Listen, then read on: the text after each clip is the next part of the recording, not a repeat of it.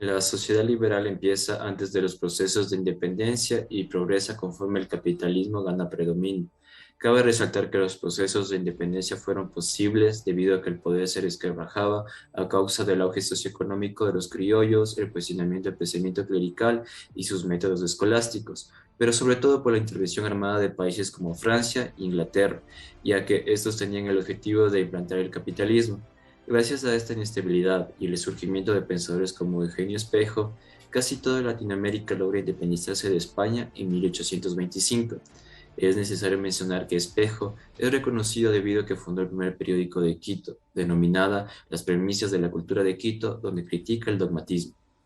Además, cuando Ecuador pasa de ser una colonia a ser una república en 1830, se generan diversos problemas políticos, siendo el principal de ellos que el poder no se encontraba en una sola mano, sino en cuatro, hecho suscitado por la disputa constante entre conservadores y liberales. Y cuando los liberales asumen el poder gracias a la revolución liberal de Eloy Alfaro, quien logra establecer un conjunto de condiciones materiales y espirituales favorables para los procesos de emancipación y de desarrollo tanto económico, cultural y educativo, además de que se establecen las libertades de conciencia y culto, de pensamiento y prensa, de trabajo y reunión, la separación de la Iglesia y del Estado, la formación del ciudadano, el positivismo, educar para el trabajo, la consolidación del Estado docente, la consolidación del Estado independiente y la emancipación de la mujer que se incorpora a nivel educativo como Matilde Hidalgo, que fue la primera mujer bachiller, doctora y la primera en tener acceso al voto. Esta sociedad es laicista porque no se permite la imposición de una sola religión, sino que existe una libertad de culto y pensamiento. Positivista porque la ciencia comienza a afianzarse en la sociedad, se enseña a interpretar las cosas bajo un pensamiento objetivo basado en hechos y acontecimientos. Formación del ciudadano porque se desarrollan actitudes, valores e ideologías para la construcción de una sociedad urbana, respetuosa, justa y democrática, reconociendo sus derechos. Sin embargo, en el sector rural, los indígenas y negros fueron expuestos a procesos de explotación en los guasipungos, y Estado docente porque el Estado asume la responsabilidad de brindar y sostener la educación para el pueblo, pública, laica y gratuita. Se crea el Ministerio de Educación, nuevos centros de educación superior, escuelas y colegios, tanto en zonas urbanas como rurales, y se encarga de pagar y capacitar al docente. Cabe mencionar que el primer presidente en plantear políticas sobre la educación pública fue Vicente Rocafuerte. De igual forma, las ideas de Alfaro tuvieron una continuidad en el periodo presidencial de Leonidas Plaza, quien en 1904 prohíbe a las autoridades eclesiásticas el ejercicio de cargos públicos emanados de elección popular, además de que continuó promoviendo la libertad de culto e hizo que la misma fuera respetada. Organizó procesos de libertad de opinión y de propiedad.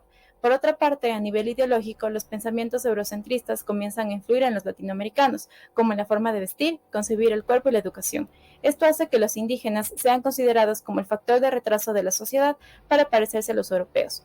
Por ejemplo, en Bolivia se copió el modelo de gimnasia sueca en el aparato escolar con la finalidad de crear una raza nueva, un mejor trabajador, en vez de buscar el desarrollo integral del indígena.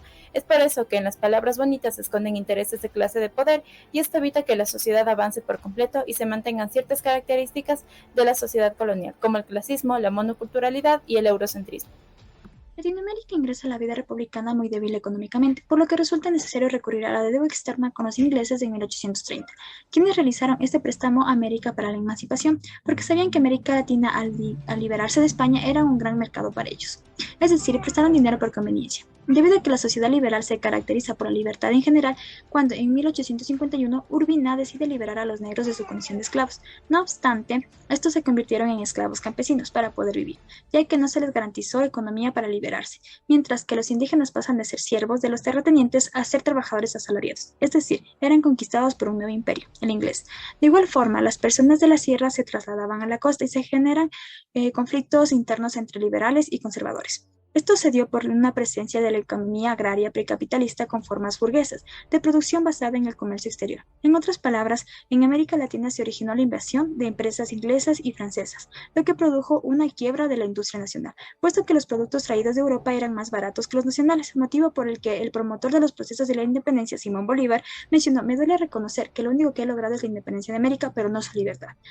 Además de eso, en la sociedad liberal ecuatoriana, el nuevo modelo económico que empieza a penetrar paulatinamente es el capitalismo, ya que a partir de 1895, este paradigma europeo y norteamericano comenzó a ser visto como el camino más apropiado para la modernización económica. Cabe resaltar que Alfaro confiaba en el desarrollo capitalista, dictando una ley para promover y proteger las industrias ecuatorianas, alentó el comercio, incentivó la agroexportación del cacao, impulsó la obra pública mediante la construcción y habilitación de carreteras, puentes y sobre todo, este se empeñó en la construcción del ferrocarril, que hizo que el comercio nacional se apareciera con la integración de la costa y sierra. Con estos cambios, Alfaro tuvo que hacer otro tipo de negociación con respecto a la deuda externa, el cual se acabó de pagar en 1976 con el boom petrolero. Debido a que la sociedad buscaba un cambio aún más drástico y los conservadores deciden hacerse cargo del poder político ecuatoriano, cuando en un 28 de enero de 1912 es brutalmente asesinado en la hoguera bárbara. A nivel escolar existe una insuficiencia de fondos para la edificación escolar y el equipamiento, por lo que el Estado, al ser docente, crea las denominadas escuelas prediales y seculariza los conventos. Además, el salario docente se encuentra en condiciones paupérrimas, puesto que en 1900 el docente ganaba alrededor de 20 sucres y 9 años después aumentó tan solo entre 40 o 80 sucres. Es por eso que en su devenir el capitalismo estuvo a las vicisitudes del mercado internacional, cuyas contradicciones inherentes reprodujeron nuevamente las diferencias sociales, la distribución injusta de la riqueza, la explotación social, el intervencionismo foráneo, además de que el deterioro de la naturaleza se volvía en un parásito y destructor, por lo que en el liberalismo se representaron los intereses de las burguesías emergentes latinoamericanas. Con todo esto, la educación viene a ser un conjunto de influencias de la sociedad liberal tendiente a formar ciudadanos libres y autónomos, toda vez que existe libertad de culto y pensamiento, separación de la Iglesia del Estado e igualdad ante la ley. A nivel escolar, se educa desde y para la vida. El docente es un guía del aprendizaje y el estudiante un sujeto que se autoconstruye por medio de la investigación, experimentación y observación bajo el lema "se aprende haciendo". Esta concesión pedagógica se extendió a otras alternativas formativas como el Conservatorio de Música Nacional, la Escuela de Bellas Artes, la Escuela Nocturna para Adultos y la profesionalización militar. El modelo pedagógico empleado en la sociedad liberal es la pedagogía activa, en donde se educa para formar estudiantes libres y autónomos, preparándolos para la vida, convirtiéndolos en artesanos de su propio conocimiento sin restricciones u obligaciones, aspectos que se diferencian de la pedagogía tradicional, en donde se educaba para formar seres humanos sumisos, pasivos y comprometidos con los privilegios de clase. Además, en la sociedad liberal era importante enseñar el contacto directo con la realidad a través de diferentes contenidos. Por ejemplo, en Europa utilizaban contenidos como las matemáticas, geografía y ciencias naturales, mientras que en Ecuador se empleaba la mecanografía, economía doméstica, costura y labores, corte y confección, entre otras. Asimismo, con Alfaro se afianzan los colegios nacionales, como el Instituto Nacional Mejía y el Colegio Nacional Vicente León. De hecho, en cada provincia se afianzan colegios nacionales y conforme estos se consolidan la didáctica de carácter activo. También se centra en el aprendizaje de historia, geografía, castellano, matemática, educación moral y cívica, es decir, contenidos seculares en vez de religiosos, puesto que sirven para afianzar el sentido del ciudadano y el patriotismo, integrado al conocimiento de la historia del Ecuador. A ello se suman saberes útiles que permitieron el autoservicio y actualización del entorno, tales como higiene personal, gimnasia, deporte, música, dibujo, huerto escolar, exploración del entorno y participación en desfiles cívicos. En otras alternativas educativas para capas sociales pobres, a más de conocimientos básicos, se programaron saberes prácticos relacionados con mecánica, encuadernación, tallado, tipografía, carpintería, tejido e higiene escolar, y para los sectores de clase media como artesanos, escultores, pintores y músicos, en el campo de las bellas artes se promovió la música, pintura decorativa, arquitectura moderna, litografía y fotograbado. La metodología de la pedagogía activa estriba en aprender asiento y que se enseñe desde los intereses del niño, en lugar de la perspectiva adultocentrista, por lo que se abandona el uso de las palabras dogmáticas y se usa un lenguaje sencillo, con la finalidad de brindarle al estudiante la oportunidad de aprender por experiencia propia, mediante el contacto con la realidad. Es por eso que se enseña con excursiones, visitas a monumentos, construcción de mapas, dibujo de croquis, composiciones, salidas al campo, sumar en el ábaco, hacer mediciones, contacto con la naturaleza, participación en fiestas cívicas y homenajes a personajes, paseos, entre otros. Asimismo, los recursos didácticos están diseñados para el estudiante, guiándose del principio que manipular es aprender, observar y conocer, en vez de promover los recursos que están desarrollados en función de las necesidades del docente y que facilitan la retención de información. Por último, la evaluación no está definida, por lo que hace mayor énfasis en lo que hace, antes de lo que piensa y dice un estudiante. En lugar de realizar una evaluación sumativa centrada en la memorización y repetición como se promovía en la pedagogía tradicional. En cuanto a la relación comunidad-escuela, en la comunidad se necesitaba que se aprenda procedimientos en lugar de contenidos propios de una disciplina, mientras que en la escuela se enseñaba cosas útiles y el contacto directo con la realidad. Asimismo, en la sociedad se promueve el laicismo, el planteamiento de derechos y el sentido de la libertad. De igual manera, en la escuela se da el laicismo, ya que no se impone a una sola religión en las escuelas y se educa para formar al ciudadano.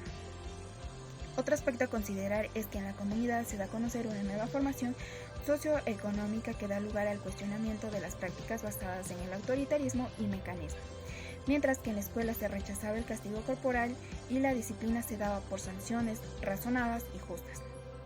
Por último, en el liberalismo se dice que todos somos iguales ante la ley y se promocionó una nueva forma de entender la sociedad y la vida.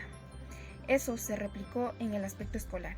Además, se menciona que las personas deben crecer de forma autónoma e independiente, mientras que en la sociedad hay una relación sujeto-estamento.